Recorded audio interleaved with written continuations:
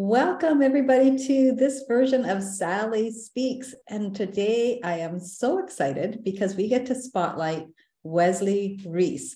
And she is a success coach, a healer, and a spiritual mentor for midlife female entrepreneurs.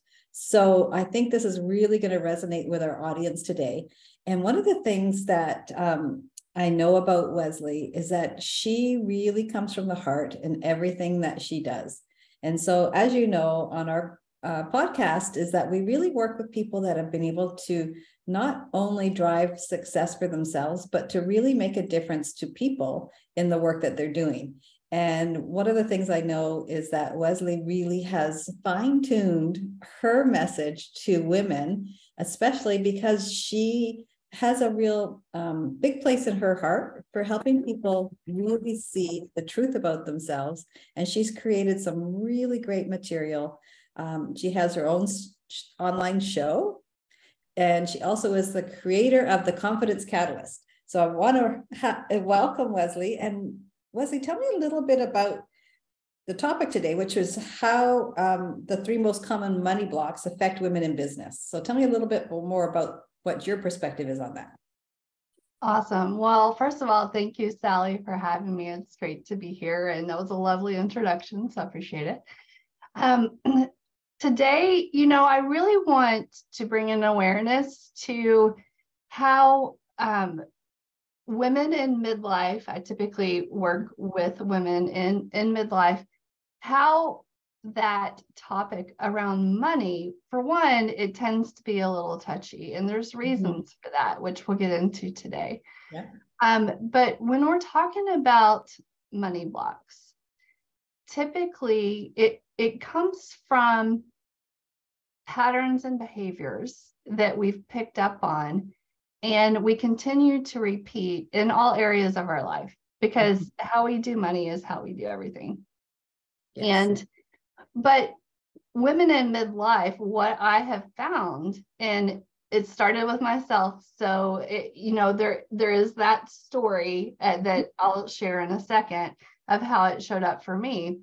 But it's almost as if, if you find yourself doing the mindset work, like they say, and positive thinking, affirmations, journaling, gratitude, all of those things, but you're still not getting the results that you want in your business, there's a reason for that.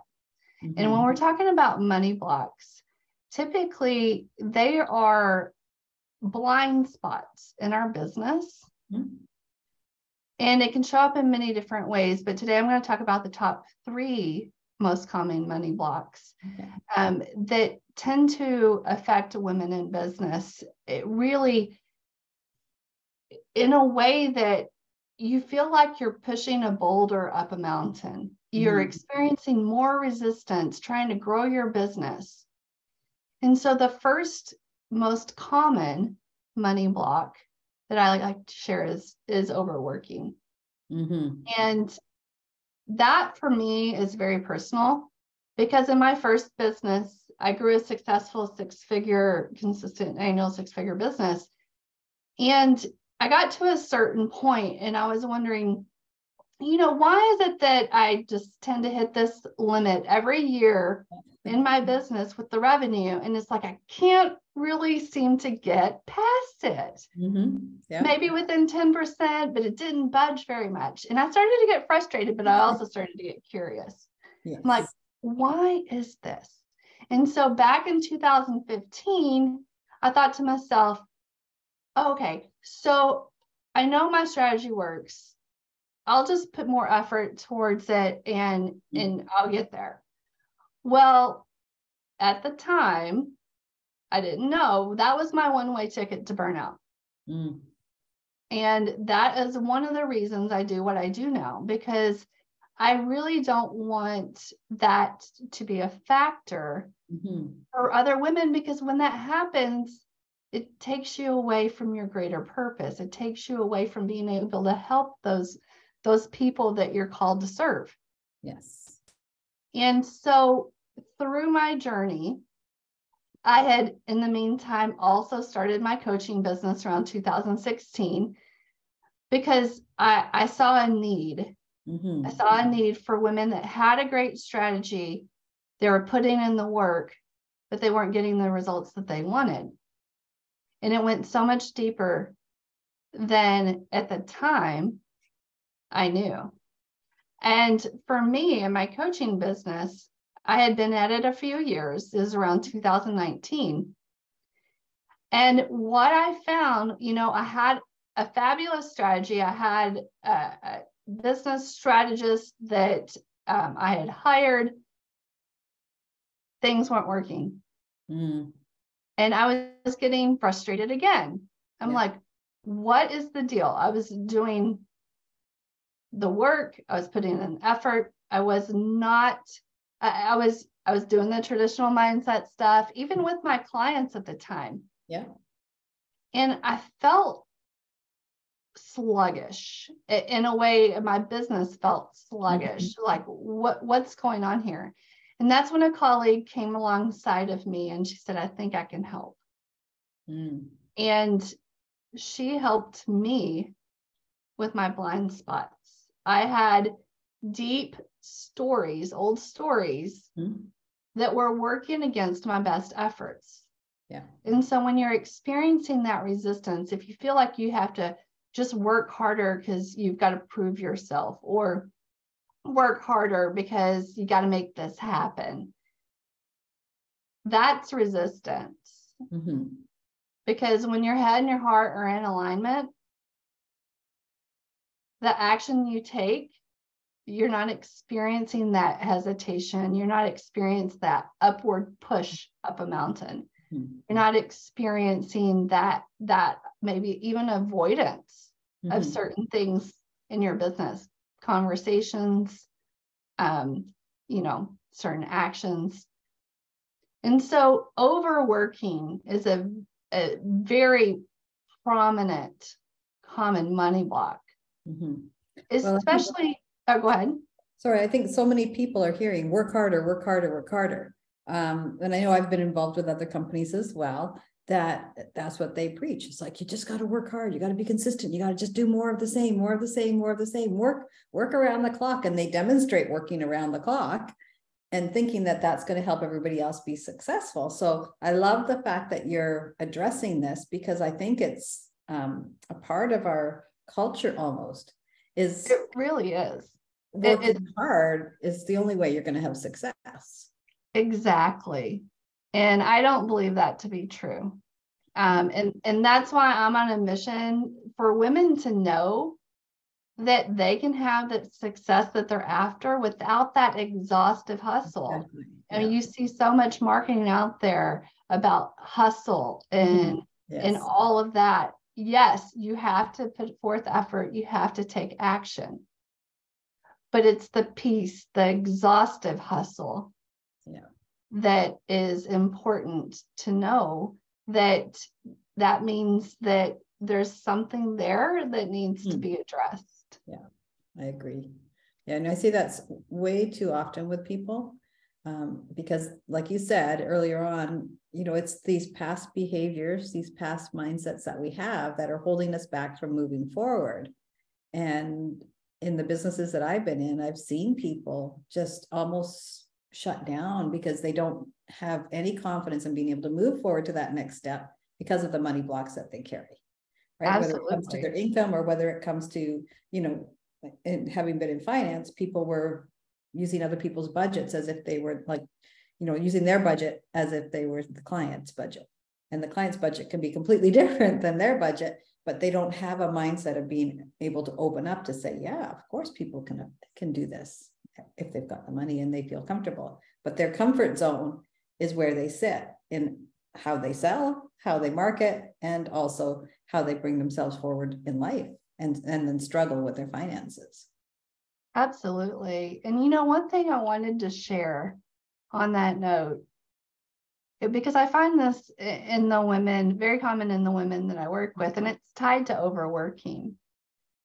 But it's a deep-rooted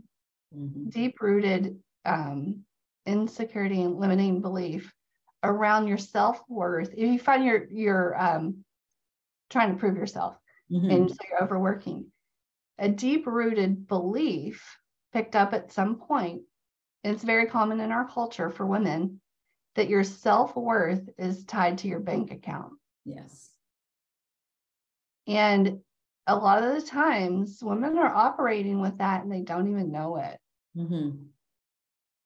And I think it's really important to point out that that is not the truth.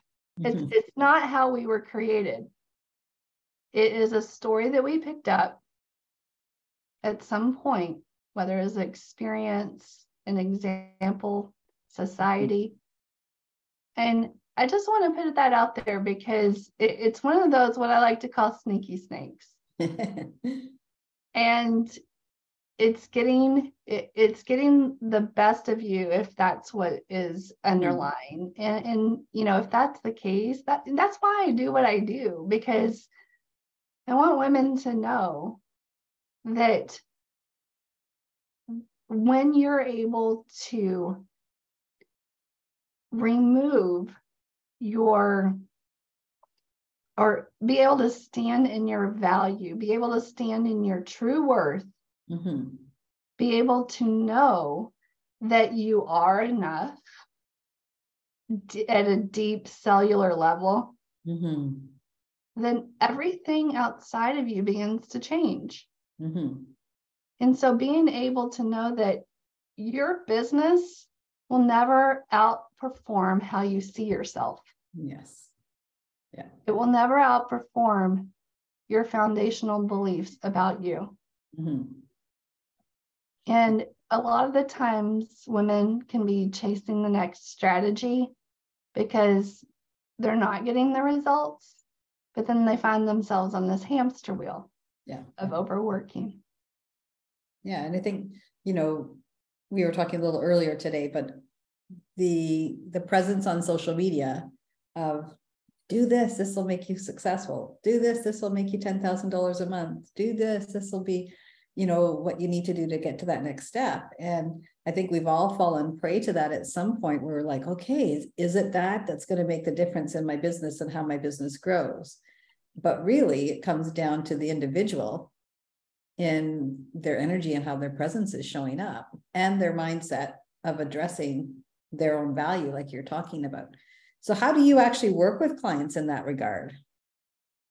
So I have in my program, I do work one-on-one. And the reason for that is because as we're going through and really unpacking those stories, unpacking those wounds from the past, the old hurts, the relationships. And by the way, a lot of the times I find that people or women don't want to take that step because it may seem scary. Yeah, it is scary. And it's actually, in the way that I approach it, is very gentle and comforting. So you don't have to rehash the past. You just have to acknowledge what's operating. Yes. So that you can begin to heal past it. And once you heal past it, then you're in a space where you're empowered to take new action. And so I do use a couple of modalities, but what I start out with is a way to understand your own unique money personality, because not everyone's the same and we're not supposed to be. Yeah. And when you understand your unique money personality, you understand your innate strengths. And bringing an awareness to your innate strengths allows you to understand how, because when you're operating in the shadow side of your strengths, you're going to experience more frustration. You're going to experience putting forth more effort than you need to be. For example, if you are in the overworking mode, it could be that you feel like you're always chasing a moving target. Yeah. And with that, you could feel like, well, there's never enough money or time to do what I want to do. because you're determined, you're ambitious, you have a great vision. Yeah. And so understanding that you have that courage, you have that tenacity to make things happen, but being able to have harmony with how you show up in your business, how you show up in your life, so that it doesn't get the best of you. And so, I think what you said, just even bringing in harmony, right? How many people actually talk about harmony in their life? Yeah. Right? We're talking about, and especially as women, I know I've worked with a lot of different women over the years, and, we're the moms, we're the spouse, we're the caregiver for the home and the parents, and yet we're still trying to create our own businesses or have a great career that we're wanting to create. And it can get really overwhelming. So to the point where you're just exhausted. And I know I've done that in the past when I was working corporate, to the point where I would make myself sick at the end of every year for the rush to get, the company's directives done. And it was like, that was a big awakening for me. It's like, wow, why am I trading my life and my physical being for this corporate role that, I had a lot of success in, but I was driven to do these things, but I wore myself out. And to think the company cares? No, right? So how do you get back that harmony? That's a really, I love that you use that word, because that's a key piece for a lot of women is, we just plug through our day doing everything that we know we're supposed to be doing, and we don't take the time to create that harmony. So beautiful. I love that. Well, I also came about it through a challenge, because even back 10 years ago, I was like, what's this work? I was in my early 30s at the time. I was like, what's this work-life balance thing? Like, I need to figure this out. I've got 2 young kids under the age of 5, and I'm working myself to death. And what's this work-life balance? And it took me a few years of my own journey to really figure out that it didn't exist. I don't believe in work-life balance. I believe that there's a harmony that you have to find, that when I have a focus on what's most important to me, and I'm able to really lead with that, then that's where the harmony comes in. And for me, family is very important. But at the time when I was in this work-life balance journey, it's because I was off. I was completely lopsided. And so it was the harmony and living by what mattered most to me that made the most significant shift. That's awesome. No, I really like that. Women need to hear this. Thank you for sharing that. Yeah, absolutely. And it totally leads us into the next most common money block, which is overgiving. Oh, okay. It can be overgiving of your time, overgiving of your energy, overgiving even financially. And how this shows up in your business, it could be that you give more time to your clients than agreed to. Yeah. At the expense of yourself, which is very important to acknowledge. It's at the expense of yourself. That means it's taken away. You're not giving from a cup of overflow. You're giving from a cup that doesn't have much in it. And so it's taking away. And so typically overgivers are that nurturing type person. Yeah. They really just want to help. And there's nothing wrong with that. It's just to what extent? Because when you overgive for too long at the expense of yourself, what can happen is you have this underlying resentment that begins to fester.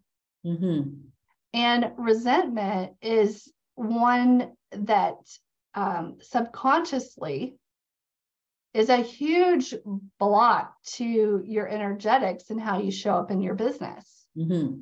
It's a huge block in how you serve your clients or even those that you're attracting. Mm-hmm. And so what may even happen is that maybe you have inconsistent influx of clients, more of like a churn and burn in your business. What can happen is maybe you're attracting freebie seekers. Mm-hmm. It could be that there's that enabling within your business versus leading. Mm-hmm. And so overgiving without understanding what's really going on can be a detriment to the growth of your business. Okay. Because you become the bottleneck.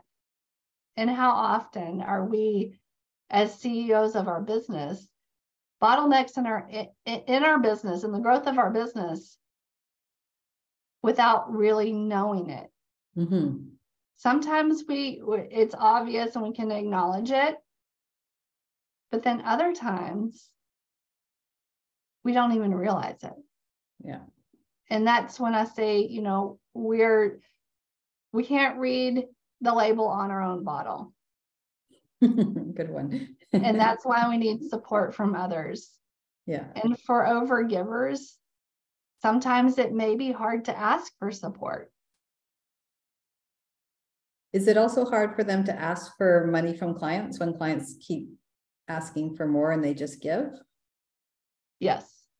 The money conversation can be, there could be hesitation in the money conversation. There can also be, well, I'll just throw this in too, because I think you need it. And it's on me, it's complimentary. And so it could be, adding extra services that they didn't really pay for.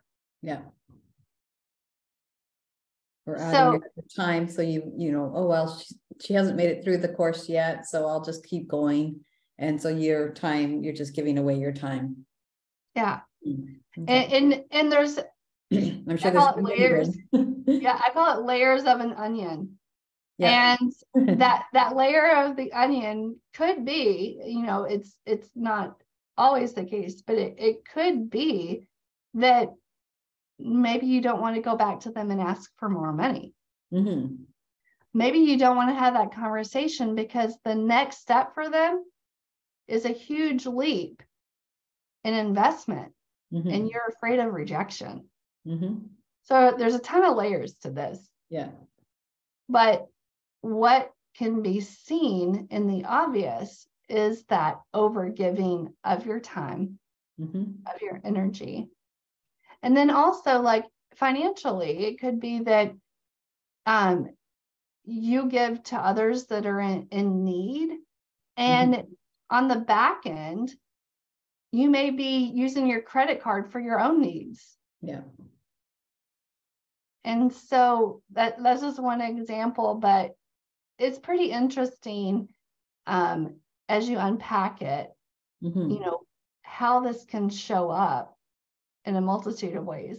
Yeah, it is. It's very interesting. I think this is, the work that you do obviously is very helpful for so many people, because as you're going through this, I can see myself in some of them, and I can see so many other people that I've worked with over the years in these different money blocks, right? And, to be able to have someone like yourself that's able to work them through that's priceless, in my opinion, because people just don't understand it.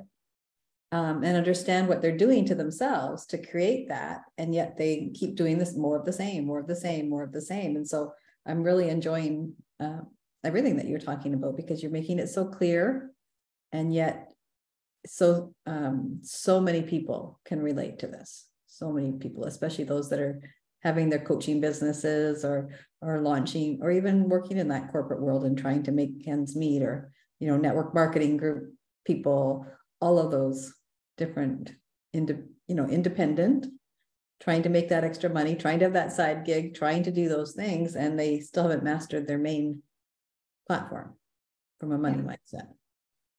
Absolutely. The third money block that I wanted to share today. It's one of the most common, obviously, but it has to do with pricing. Yes. And it's undercharging. Mm-hmm. And there's a big verbiage out there about charging what you're worth. And I don't believe in that. And the reason is because your worth is not tied to your bank account. And so, just to give you my perspective on this, I believe that you should be able to know the value, the true value of what you have to offer, and be able to stand in your value and believe that you have value. Yes. And to really know that and believe that you have the ability to deliver in a powerful way. And so pricing of your services, or even of your product, if you're like in direct sales or network marketing, I know from past experience of leading women in those types of businesses, them thinking, oh, well, they're not going to pay that, so I'm not going to ask them. That is a money block of your own, because you don't know their priorities. You don't know what they're working towards. You don't even know what's in their wallet. Yeah. And so it's a judgment based on your own story. Yes. And so when we're talking about, for example, if you're a coach or consultant, have a service-based business, when you go to price your services, are you pricing it based on the value of the transformation that that person receives in working with you? Or are you basing it based on your judgment of what you think they'll pay? Yes. I think that's very common. And I think it's also a block that stops people from even asking for money. It does. Right? It's very common in the sales conversation. When it comes time to ask for the sale or state your fees, it's very common, if you experience even the slightest bit of hesitation to do that, the person on the other end picks up on it in a heartbeat. It's because it's the energetics that you have around your money story that are getting in the way. And you don't even have to say it. They can read it on you. You know, a picture says 1,000 words. Yeah. They can, and also hear it in your tone. And that's going to have them give you an objection. Because if it's a time objection, it is typically because they may not fully trust you yet. And that could be translated in your presence of your confidence in that conversation, of your certainty in that conversation. It can also be that piece that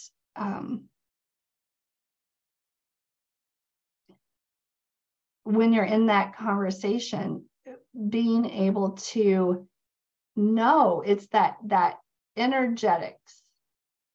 And when you work on your belief and you work on, raising the level of how you see yourself, your energetics will match that. And so, if you ever need to know what you need to work on, two ways: start a business or get in a relationship. Because when you start to find yourself, say, negatively charged by a conversation around money, there's something there. Yes. If you find yourself negatively resisting marketing in some way, there's something there. Mm-hmm. It's typically around visibility. And then if you the energetics around your sales. Yeah.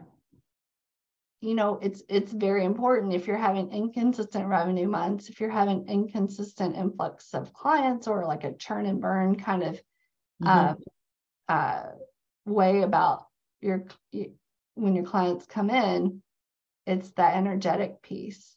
Mm-hmm. And so being able to understand the great importance of how you show up Mm-hmm. and the impact that it has on the results that you do or don't get in your business. Yeah, I see this quite often. I work with a group of consultants that I'm in a study group every morning with. And we've been in a study group together for over a year. And yet some of them have still yet to step into actually making a sale.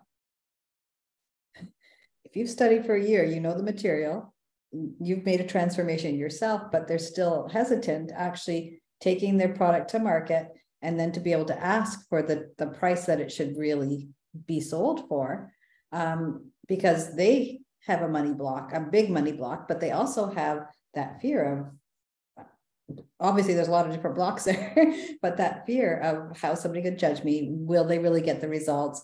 All of those things are going through their mind. And so for me, it's just sort of an eye-opening to say, what is it that's really holding them back from stepping forward with this program that they all have access to market, but they're choosing not to. And they've all had success in previous careers, but this is a whole different way of looking at their life now. So it's, number one, a money block. Number two, it's just a confidence block. And number three, not knowing how to even have a conversation with someone to let them know the type of work that they're doing. Yeah. So it's very interesting when you see things like this, because we do hold ourselves back so much in what we're doing. And I've seen so many people underprice their work in the work, because I mean, I'm coaching people as well, just like you are, but I see them holding themselves back. And oftentimes, I don't know if you coach to this as well, but people get in their money concept of the working the 9 to 5, having that job that pays the benefits and everything else. They want so much more from their life. They know they're worth more income in doing something different. They have a passion, but then yet they're still stuck because of the fear of leaving that job and what's going to happen with the money. So can you talk to us a little bit about your experience with that? Absolutely. Yes. And it's very common because, you know, we're human and we all have fears. We all have doubts. We all have insecurities. But to what extent are you allowing them to make your decisions? Mm-hmm. And sometimes the fear can feel really real. Mm-hmm. The uncertainty, the risk can feel very real. Yes. But I like to say fear is actually a mask for a greater desire.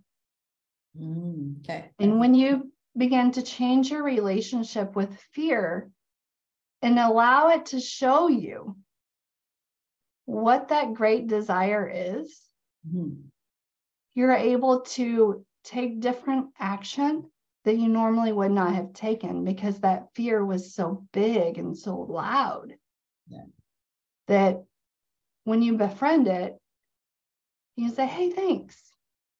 Appreciate that. Now I know what it is I really want. Yes. And then the other thing is the self-doubt. This is a big one. It's huge. Huge. And it's, you know, not just women, it's men too. But if you're hesitating to put your ideas out into the world, if you're hesitating in making that first sale, if you're hesitating,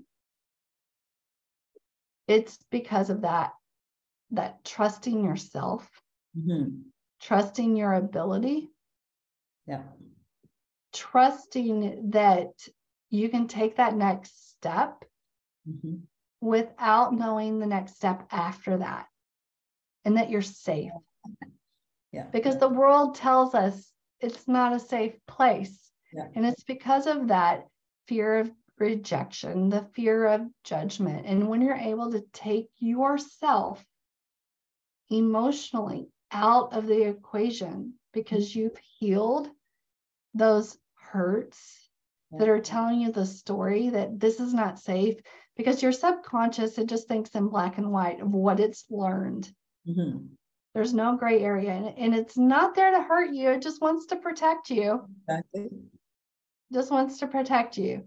And so when you have healed, I call it like the Swiss cheese effect. And the holes of our subconscious are the holes of those hurts, of those past experiences that didn't go our way, of that evidence that things didn't work. Mm-hmm. And when you heal those, you're able to move past and take that trusting next step. Mm-hmm. Be able to know that it's safe to put yourself out there. Mm-hmm. And that is a major, major part of the work that I do, because it's so prevalent in 100% of the women that I work with, because we are human, like I said before. Mm-hmm. We're all human, and we're all here to support each other. Mm-hmm. And we all have our own gifts and talents, and the world needs you. Yes, they do. And it's if I could shout from a mountaintop, I would just say, the world needs you, and to stop playing small, because it's a bigger story. Mm-hmm. It's a bigger story. It is a much bigger. And what I have found personally is that when we step into this greater purpose, yes, there's going to be great challenges and obstacles in our way. It's because we're on a greater purpose, a path of a greater purpose. Mm-hmm. And as we begin to do this work, this inner work for ourselves, we have greater resilience in these circumstances for these lessons that are coming our way. Mm-hmm. Because the sooner you learn the lesson from the challenge or the obstacle, you're on to the next one. Mm-hmm. And when you're able to have that healthy perspective of what that lesson is, it doesn't hold you back. Exactly. It doesn't hold you back. Is it perfect? Absolutely not. But the thing is, it's important to know what's in your toolbox for when that circumstance happens. Yeah. Well, I think it's the awareness that you're bringing forward for people, right? So not only helping them get through what they need today, but the awareness that you'll come across this again. You'll come across other things. What are you going to do differently in the future to be able to manage through that? Because I put some things in your toolbox and you've got them in there and you know they're there. So are you going to go back to that toolbox, or are you going to go back to your old behavior, right? And, I do similar work to you, just in a little different scope, but I find the same thing. It's having those tools, but I'm often reminding them of the tools that are in their toolbox, right? Because it's so easy to go back to those past behaviors and our normal reactions to a situation. And that makes a big difference, because I do work a lot with the mindset and how to break through some of the barriers as well, but in a different perspective.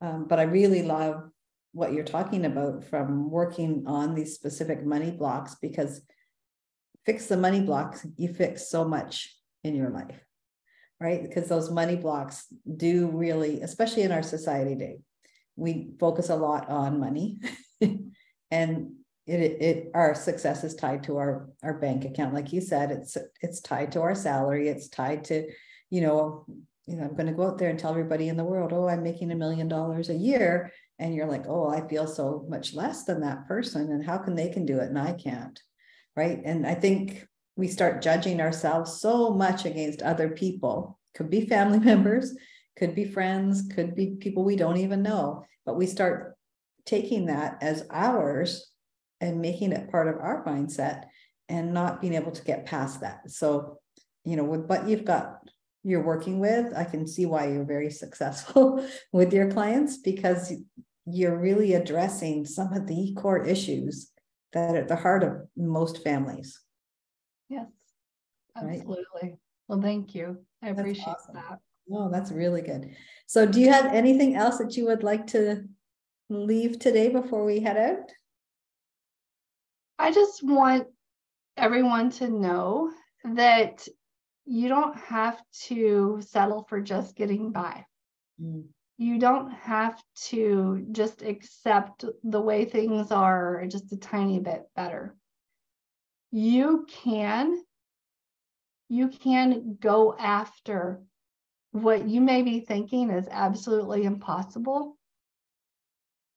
But if you have got that belief in that perspective of elevating how you see yourself, anything, it truly is possible. Anything is possible. It's just your willingness to make the choice to look through the lens of what's really going on. Yeah, and it's a big decision. It's a big decision for people to actually want to take that look and be honest with themselves. But with a guide, a mentor like yourself, it can be so much easier. And I can tell from the way that you work with people and even your conversation that because of your heart-centered approach, you're very easy to have a communication with and to make them feel valued while you're going through the process. So that's the energy I get from you, is that you're just very compassionate, but you're also very, very clear in how you communicate with having that compassion and having that understanding of what they can do to really change their lives. And the transformations just must make you feel so amazing along with your clients. It truly does. It just really affirms I'm where I'm supposed to be. Mm-hmm. And it is my utmost goal that every person that I speak to, that they do feel seen, that they do feel heard, loved, and nurtured, because we need that support. Yes, we do. And it's there. And I truly believe we are better together. Mm-hmm. And so to be able to do that for each other is, I believe, ultimate life purpose, life calling, to do that in a relationship. So that's awesome. Do you want me to share with you just if someone's curious about learning their money personality? Sure. So I do have an assessment, that an 8-minute assessment that one can take, that you can learn your top archetype and be able to start decoding what that is for you. And I offer a complimentary 15-minute customized reading based on your assessment results.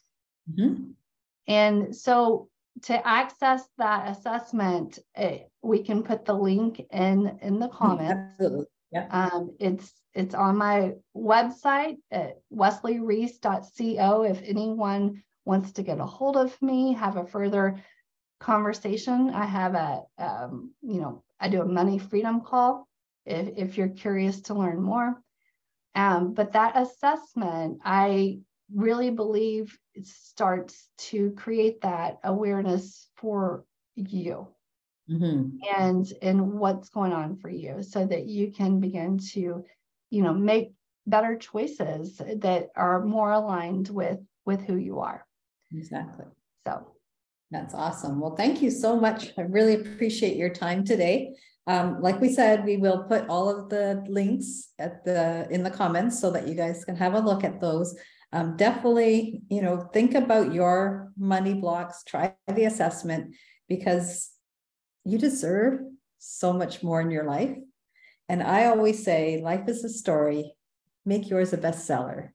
So one of the things I know is that Wesley is getting transformation with her clients.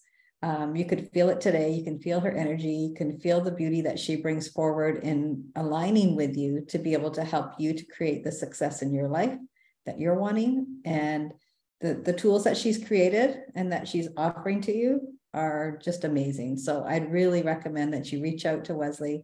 It's been my pleasure to have you on Sally Speaks today. Thank you so much, Wesley. And any final comments? It was a pleasure to be here and have this conversation with you, Sally. I just truly appreciate the opportunity. So thank you. Well, thank you. And have a great day, everybody.